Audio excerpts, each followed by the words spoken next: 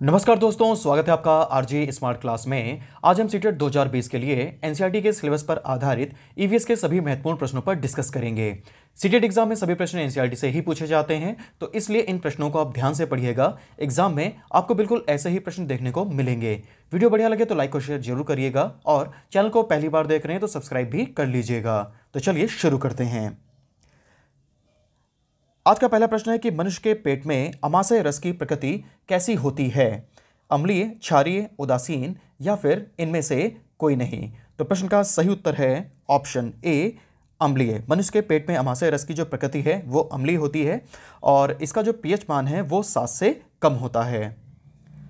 अगला क्वेश्चन है कि निम्नलिखित सभी कथन पर्यावरण अध्ययन में सामूहिक रूप से क्रियाकलापों में संलग्न शिक्षकों और विद्यार्थियों के पक्ष में तर्क प्रस्तुत करते हैं, केवल एक को छोड़कर। वह कथन कौन सा है? समूह क्रियाकलापों की वजह से बच्चे अंक उपलब्धि में अच्छा सुधार प्रदर्शित करते हैं। प्रणों के समर्थन से बच्चों को अपनी क्षमता से अधिक ज्ञान के निर्माण में सहायता मिल सकती है। बच्चे परस्पर सामंजस्य और सहयोग करना सीखते हैं। बच्चे दूसरे बच्चों से बात और बहस करने से अधिक सीखते हैं। तो इस प्रश्न का सही उत्तर है ऑप्शन ए, समूह क्रियाकलापों की वजह से बच्चे अंक उपलब्धि में अच्छा सुधार प्रदर्शित करते हैं। नेक्स्ट क्वेश्चन है कि समूह काल से पर्यावरण अध्ययन कर रहे बच्चों की सामाजिक व्यक्तित्व विशेषताओं के आकलन के लिए निम्नलिखित में से कौन सा उपकरण सर्वाधिक उपयुक्त होगा? दत्त कार्य, निर्धारित मापनियां, कागज पेंसिल परीक्षण या मौखिक प्रश्न? तो इस प्रश्न का सही उत्तर है ऑप्शन ए, दत्त कार्य। अगला प्रश्न है कि नीचे पौधों के बारे में बच्चों के कुछ सहजनाभूत विचार दिए गए हैं। इनमें से कौन सा विचार जो है वो वैज्ञानिक दृष्टि से ठीक है? तो ऑप्शन जो ए है वो है कि कुछ सब्जियां फल होती हैं। ऑप्शन बी है कि घास पौधा नहीं है। ऑप्शन सी है गाजर और बंदगोभी पौधे नहीं हैं। और ऑप्शन डी है बीज किसी पौधे का हिस्सा नहीं होते हैं। तो इस प्रश्न का जो सही उत्तर है वो है आपका ऑप्शन ए, कि कुछ सब्जियां फल होती हैं। तो आपको पता है जैसे कि कद्दू, खीरा, टमाटर, मटर और बैंगन, ये सभी जो हैं इनका हम लोग प्रयोग सब्जियों के रूप में करते हैं, जबकि वास्तव में ये सभी फल होती हैं। अगला प्रश्न है कि एक शिक्षक प्रत्येक बच्चे को अपने घरों की रद्दी सामग्री से कुछ उपयोगी वस्तु बनाने को कहता है, तो शिक्षक का जो शैक्षिक अभिप्राय है वो क्या नहीं है? बच्चों में सृजनशीलता का विकास करना, कक्षा के श्रेष्ठ विद्यार्थियों के बारे में निर्णय लेना, कूड़े से बनी श्रेष्ठ वस्तुओं की प्रदर्शनी आयोजित करना, या फिर इनमें से कोई नहीं? तो इस प्रश्न का सही उत्तर होगा ऑप्शन बी, कक्षा के श्रेष्ठ विद्यार्थियों के बारे में निर्णय लेना। क्योंकि इस कार्य से जो है कक्षा के श्रेष्ठ विद्यार्थियों के बारे में निर्णय जो है वो नहीं लिया जा सकता है। हाँ, उन बच्चों में जो सृजनशीलता है उसका विकास जो है वो होता है। अगला प्रश्न है कि पर्यावरण अध्ययन की पाठ्य पुस्तक में प्रयुक्त भाषा कैसी होनी चाहिए? बच्चे की दिन प्रतिदिन की भाषा से संबंधित होनी चाहिए, रूखी और बच्चों के द्वारा समझने में कठिन होनी चाहिए, तकनीकी और औपचारिक होनी चाहिए, या फिर परिभाषाओं पर बल देते हुए औपचारिक बनाई जानी चाहिए? तो बहुत इंपॉर्टेंट क्वेश्चन है। इस प्रश्न का जो सही उत्तर है वो है आपका ऑप्शन ए, बच्चे की दिन प्रतिदिन की भाषा से संबंधित होनी चाहिए, क्योंकि इस भाषा को जो बच्चे हैं वो आसानी से सीख सकते हैं, और इस भाषा में रिलेटेड जो भी पर्यावरण अध्ययन के क्वेश्चंस होंगे वो बच्चों को जो है आसानी से जो है वो समझ में आ सकेंगे। चलिए बढ़ते हैं अगले प्रश्न की तरफ। अगला प्रश्न है कि निम्नलिखित में से कौन से राज्य जो हैं वो जम्मू कश्मीर के पड़ोसी राज्य हैं? राजस्थान एवं उत्तराखंड, हिमाचल प्रदेश एवं पंजाब, राजस्थान एवं उत्तर प्रदेश, या फिर उत्तर प्रदेश एवं मध्य प्रदेश? तो इस प्रश्न का सही उत्तर है ऑप्शन बी, हिमाचल प्रदेश एवं पंजाब। हिमाचल प्रदेश एवं पंजाब जो हैं ये जम्मू कश्मीर के पड़ोसी राज्य हैं। नेक्स्ट क्वेश्चन है कि पशुओं की त्वचा पर विशेष पैटर्न जो डिजाइन है वो किस कारण होते हैं? ठीक है, ऑप्शन ए है कि उस जलवायु के कारण होते हैं जहां पर वे रहते हैं, उनकी त्वचा पर बालों के कारण होते हैं, उनकी शारीरिक शक्ति जो है उसको वो जो है इंगित करते हैं, और या फिर परावर्तित प्रकाश के कारण होते हैं? तो इस प्रश्न का जो सही उत्तर है वो है आपका ऑप्शन बी, उनकी त्वचा पर बालों के कारण होते हैं। ठीक है ना? तो थोड़ा सा डिटेल देख लेते हैं। पशुओं की त्वचा पर जो विविध जो पैटर्न है वो उनकी त्वचा पर बालों के कारण होते हैं। बाघ, जिराफ, बकरी, ठीक है, इनके अतिरिक्त जो अन्य जानवर हैं जिन पर ये पैटर्न डिज़ाइन पाए जाते हैं तो वो बालों के कारण होते हैं। इसको आप याद रखिएगा। अगला प्रश्न है कि जो व्यक्ति जंगल में कम से कम 25 वर्षों से रह रहे हैं उनका उस जंगल भूमि और उसमें पैदा होने वाली वस्तुओं पर अधिकार है, या जनादेश किसके द्वारा किया गया है? भूमि अधिग्रहण अधिनियम 1894, जंगल अधिकार अधिनियम 2007, भारतीय जंगल अधिनियम 1927, या संविधान विधेयक 2012? तो इस प्रश्न का सही उत्तर है ऑप्शन बी, जंगल अधिकार अधिनियम 2007। ठीक है ना। तो ये बहुत इंपॉर्टेंट क्वेश्चन, इसको आप जरूर याद रखेंगे कि जंगल अधिकार अधिनियम 2007 के अंतर्गत जो व्यक्ति जंगल में कम से कम 25 वर्षों से रह रहे हैं उनका उस जंगल भूमि और उसमें पैदा होने वाली वस्तुओं पर अधिकार है। अगला प्रश्न कि निम्नलिखित में से मच्छरों द्वारा फैलने वाले रोगों का समुच्चय कौन सा है? मलेरिया एवं पोलियो, डेंगू, मलेरिया एवं चिकनगुनिया, पोलियो एवं डेंगू, या फिर मलेरिया, हैजा एवं डेंगू। तो इस प्रश्न का जो सही उत्तर है वो है आपका ऑप्शन बी, डेंगू, मलेरिया एवं चिकनगुनिया। अगला प्रश्न कि कीटभक्षी पौधा नेपेंथिस क्या करता है? कीड़े मकोड़ों को खा जाता है, कीड़े मकोड़ों को आकर्षित करके भगा देता है, भारत में नहीं पाया जाता है, या फिर इनमें से कोई नहीं। तो इस प्रश्न का जो सही उत्तर है वो है आपका ऑप्शन ए, कीड़े मकोड़ों को खा जाता है। नेक्स्ट क्वेश्चन है कि नीचे दिए गए खाद्य पदार्थों के किस में जो है किस ऑप्शन में जो आयरन है वो प्रचुर मात्रा में यानी कि सर्वाधिक मात्रा में पाया जाता है? आंवला, पालक एवं आलू, आंवला, पालक एवं गुड़, बंद गोभी, पालक एवं भिंडी, भिंडी, टमाटर एवं मक्का। तो इस प्रश्न का सही उत्तर है ऑप्शन बी, आंवला, पालक एवं गुड़। आंवला, पालक एवं गुड़ में जो आयरन है वो सर्वाधिक मात्रा में पाया जाता है। नेक्स्ट क्वेश्चन है कि भारत के लगभग सभी भागों में मिर्च का प्रयोग भोजन पकाने में किया जाता है। तो भारत में मिर्च को लाने के लिए जो व्यवसायी है वो जो है वो कहाँ से आए थे? ठीक है।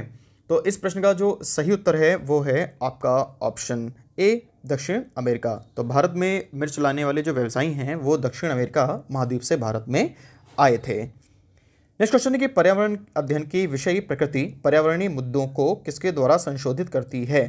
विज्ञान, सामाजिक विज्ञान और पर्यावरण शिक्षा के विषय वस्तु और पद्धति के प्रयोग के आधार पर, विज्ञान की विषय वस्तु और पद्धति के प्रयोग के आधार पर, सामाजिक विज्ञान और पर्यावरण शिक्षा की विषय वस्तु और पद्धति के प्रयोग के आधार पर, या फिर इनमें से कोई नहीं। इस प्रश्न का सही उत्तर है ऑप्शन ए, विज्ञान, सामाजिक विज्ञान और पर्यावरण शिक्षा की विषय वस्तु और पद्धति के प्रयोग के आधार पर। अगला प्रश्न कि प्रयोग करना आकलन का एक संकेतक है। निम्नलिखित में से कौन सा प्रयोग करने संबंधी संकेतक का आकलन करने का सबसे उपयुक्त तरीका है? हस्तपरक गतिविधि, चित्रपठन, सृजनात्मक लेखन, या फिर निर्देशन प्रदर्शन। तो इस प्रश्न का सही उत्तर जो है वो है आपका ऑप्शन ए, हस्तपरक गतिविधि। हस्तपरक गतिविधि के द्वारा जो है वो प्रयोग का आकलन जो है वो सर्वाधिक जो है उपयुक्त तरीके से किया जा सकता है। ठीक है। चलिए देखते हैं आज का अगला प्रश्न। अगला प्रश्न है कि बगुला भैंस पर किस कारण बैठता है? ठीक है। तो बगुला जो है वो भैंस पर किस कारण बैठता है? तो बगुला और भैंस में सहजीवी संबंध है, मनोरंजन के लिए, भैंस बगुले को एक स्थान से दूसरे स्थान पर ले जाती है, या फिर बगुला जो है वो भैंस को डराता है। तो इस प्रश्न का सही उत्तर है ऑप्शन ए, बगुला और भैंस में सहजीवी जो है वो संबंध है। ठीक है ना। सहजीवी संबंध का मतलब ये होता है कि जब एक जो जीव है वो दूसरे जीव पर आश्रित हो, ठीक है ना, पूर्ण रूप से या फिर जो है पूर्ण रूप से आश्रित ना हो तभी भी, तो उसको हम लोग बोलते हैं सहजीवी संबंध। ठीक है। तो बगुला जो है वो भैंस की पीठ पर बैठता है, तो इनके बीच में जो है वो सहजीवी संबंध है, याद रखेंगे। नेक्स्ट क्वेश्चन है कि निम्नलिखित में से जड़ का कौन सा कार्य जो है वो पौधों के लिए नहीं है? तो सबसे पहला जो ऑप्शन आपका ए है वो है ह्यूमस उपलब्ध कराना। थोड़ा सा यहाँ पे करेक्शन आप कर लीजिएगा, यहाँ पे ह्यूमस है, तो ऑप्शन ए है ह्यूमस उपलब्ध कराना। ऑप्शन जो बी है वो है भोजन भंडारण या संचित करना। ऑप्शन सी है पौधों को सहारा देना, या फिर ऑप्शन डी है जल तथा खनिजों को अवशोषण करना। यहाँ पे इसको आप ह्यूमस देखिएगा। तो इस प्रश्न का जो सही उत्तर है वो है आपका ऑप्शन ए, ह्यूमस उपलब्ध कराना।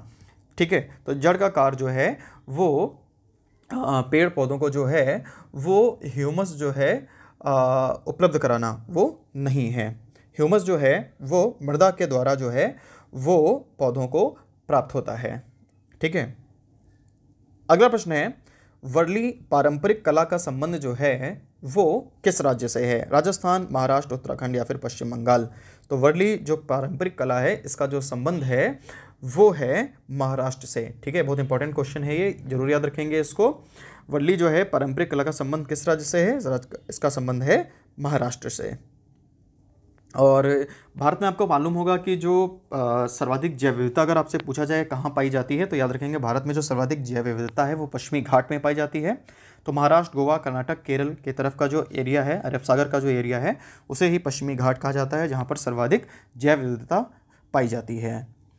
अगला प्रश्न है कि तमिलनाडु के निकटवर्ती राज्य हैं केरल, कर्नाटक एवं आंध्र प्रदेश, केरल, गुजरात एवं कर्नाटक, आंध्र प्रदेश, महाराष्ट्र एवं केरल, या फिर गोवा, कर्नाटक एवं केरल। तो इस प्रश्न का जो सही उत्तर है वो है आपका ऑप्शन ए, केरल, कर्नाटक एवं आंध्र प्रदेश। ये सब तमिलनाडु के निकटवर्ती राज्य हैं। नेक्स्ट क्वेश्चन है, निम्नलिखित में से किसकी सुनने की शक्ति इतनी तीव्र होती है कि वह वायु के पत्तों के हिलने की ध्वनि और घास पर किसी जानवर के चलने की ध्वनि में भी अंतर कर सकता है? गिद्ध, बाघ, रेशम का कीड़ा या कुत्ता? तो इस प्रश्न का जो सही उत्तर है वो है आपका ऑप्शन ए, गिद्ध। ठीक है, चलिए बढ़ते हैं अगले प्रश्न की तरफ। अगला प्रश्न है कि वातावरण कितने प्रकार का होता है? जैविक, जैविक व भौतिक, भौतिक या फिर प्रकृति पर निर्भर?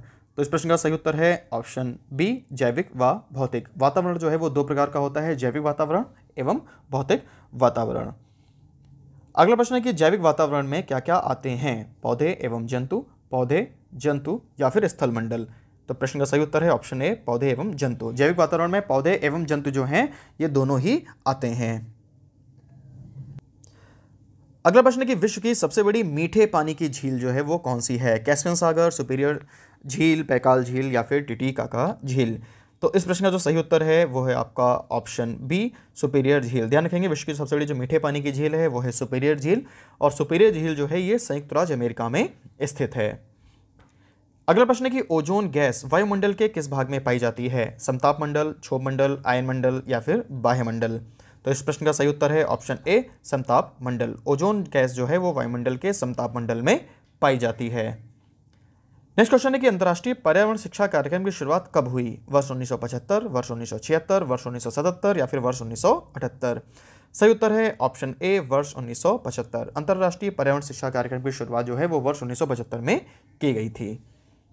नेक्स्ट क्वेश्चन है कि अंतर्राष्ट्रीय ओजोन दिवस किस दिन मनाया जाता है?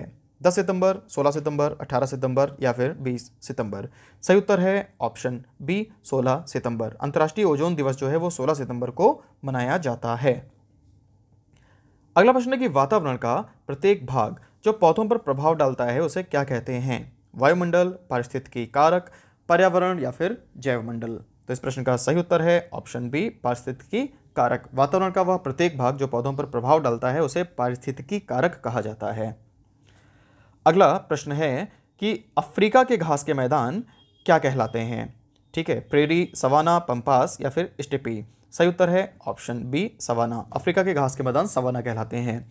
उत्तरी अमेरिका के घास के मैदान प्रेरी कहलाते हैं, अफ्रीका के घास के मैदान सवाना कहलाते हैं, दक्षिणी अमेरिका के घास के मैदान पंपास कहलाते हैं, जबकि एशिया और यूरोप के जो घास के मैदान हैं उन्हें स्टेपी कहा जाता है। अगला प्रश्न है, वायुमंडल में सबसे अधिक मात्रा में पाई जाने वाली गैस कौन सी है? नाइट्रोजन, ऑक्सीजन, हाइड्रोजन या फिर कार्बन डाइऑक्साइड? तो इस प्रश्न का सही उत्तर है ऑप्शन ए, नाइट्रोजन। वायुमंडल में सर्वाधिक मात्रा में पाई जाने वाली गैस है नाइट्रोजन। 78.04% नाइट्रोजन पाई जाती है। ऑक्सीजन पाई जाती है 20.95। हाइड्रोजन जो है ये बहुत ही कम मात्रा में पाई जाती है। और अगर हम लोग बात करें नाइट्रोजन का प्रमुख जो कार्य है वो क्या है, तो पेड़ पौधों के लिए भोजन उपलब्ध कराना। ठीक है ना, तो ये जो है नाइट्रोजन का प्रमुख कार्य है। और अगला जो प्रश्न है वो है कि बद्रीनाथ मंदिर किस राज्य में स्थित है? बद्रीनाथ बहुत प्रसिद्ध मंदिर है, तो ये किस राज्य में स्थित है? जम्मू कश्मीर, उत्तराखंड, हिमाचल प्रदेश या फिर राजस्थान? तो प्रश्न का सही उत्तर है ऑप्शन ए, उत्तराखंड। बद्रीनाथ जो मंदिर है ये उत्तराखंड में स्थित है। तो फ्रेंड, अगर आपको ये वीडियो पसंद आया हो तो आप हमारे चैनल को सब्सक्राइब करना ना भूलें, वीडियो को लाइक करना ताकि हम इस तरह के और वीडियोस बनाते रहें। और आप इस वीडियो को फेसबुक एवं व्हाट्सएप पर भी शेयर कर सकते हैं। आपको वीडियो कैसा लगा कमेंट में हमें जरूर बताएं। तो आज के लिए इतना ही। देखते रहिए आरजे स्मार्ट क्लास। धन्यवाद।